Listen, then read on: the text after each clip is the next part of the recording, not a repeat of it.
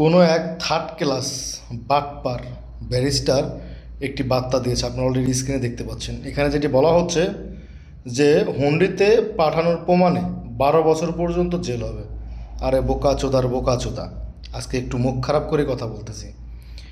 একটা প্রবাসী প্রবাসে কিভাবে থাকে সেটি একমাত্র একজন প্রবাসী বুঝে। আমাদের হাজারো প্রবাসীর ইকামা নেই, থাকার জায়গা থাকে না, খাওয়া দাওয়ার ঠিক ঠিকানা নেই, কাজের ঠিক ঠিকানা নেই। তুমি কোন কচুর ক্ষেতের মূল? আরে বেটা, তুমি কে ভাই? তুমি বলার যে রেমিটে যদি হুন্ডিতে পাঠায়, টাকা হুন্ডিতে পাঠালে প্রমাণ মিললে 12 বছরের জেল। তোর বাপের টাকা দে সৌদি আরবে কিংবা অন্য অন্য দেশে আসছে মানুষ? না আমরা যারা প্রবাসী আছি তোর বাপের টাকা দিয়ে আসছি? তুই কোন ক্ষেতের মোলা রে? নাফরমান, মির্জাফরের বাচ্চা কিভাবে বলে, তাও একটি গণমাধ্যমে এসে সরাসরি যে প্রবাসী আয়ের পতন, হুন্ডিতে পাঠানোর প্রমাণে 12 বছর পর্যন্ত জেল। একজন ব্যারিস্টারের মুখ দিয়ে কথা কীভাবে আসে? একজন প্রবাসী যদি প্রবাসী কামা না থাকে, তার কফিলের ঠিক ঠিকানা নেই, তার কাজের ঠিক ঠিকানা নেই, এমন অহরহ ডকুমেন্ট আছে, এমন অহরহ প্রবাসী যারা অবৈধ প্রবাসী আছে, তারা কিভাবে টাকা পাঠাবে? তোর বাপের দেশ এটা। যে সমস্ত লোক প্রবাসে রয়েছে, এটা কি তোদের বাপের বাপদাদার পৈতৃক সম্পত্তির দেশ যে কামা না থাকলেও ব্যাংকে টাকা পাঠাতে পারবে? ব্লাডি একটা নিম্নতম সেন্স রাখার দরকার। আমার টাকা আমি কিভাবে পাঠাবো সেটা একমাত্র আমার ব্যক্তিগত ব্যাপার। তোর বাপের কি?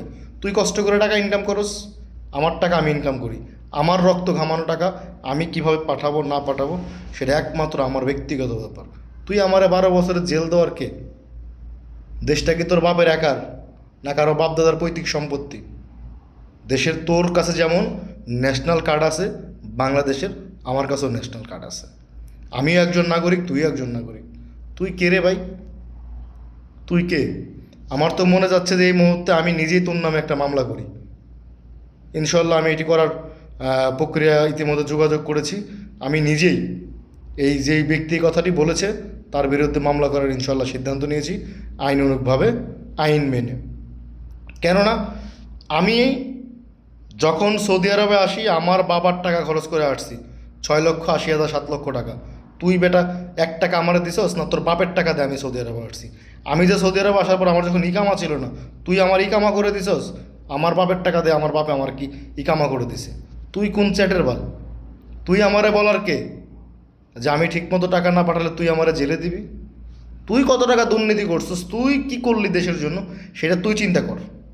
আর আমরা যারা প্রবাসী রয়েছি 2 কোটিরও অধিক, আমরা কি করতেছি দেশের জন্য সেটা আমরা ভালো করে জানি। যে কোনো কথা বলার আগে, যে কোনো আইন করার আগে অবশ্যই চিন্তা ভাবনা করে করাটা উচিত। এটা স্বাধীন দেশের কোনো স্বাধীন নাগরিক মেনে নিতে পারে না, এবং কোনো স্বাধীন দেশে স্বাধীন সুস্থ মস্তিষ্কের কোনো মানুষ এ বার্তা বলতে পারে না। এমনিতেই তোমরা খোঁচা দিয়ে দিয়ে প্রবাসীদের কাছ থেকে রেমিটেন্সের টাকাগুলো নিচ্ছ না, আবার মনে করো যে আরও খোঁচা। মানে তুমি আসছো মোল্লাবারে আগুন লাগছে, এই আলোতে আমরা এই আগুনে আলো পোড়া দিয়ে সিদ্ধ করে খেয়ে নিই। ফাজিল মার্কা লোক।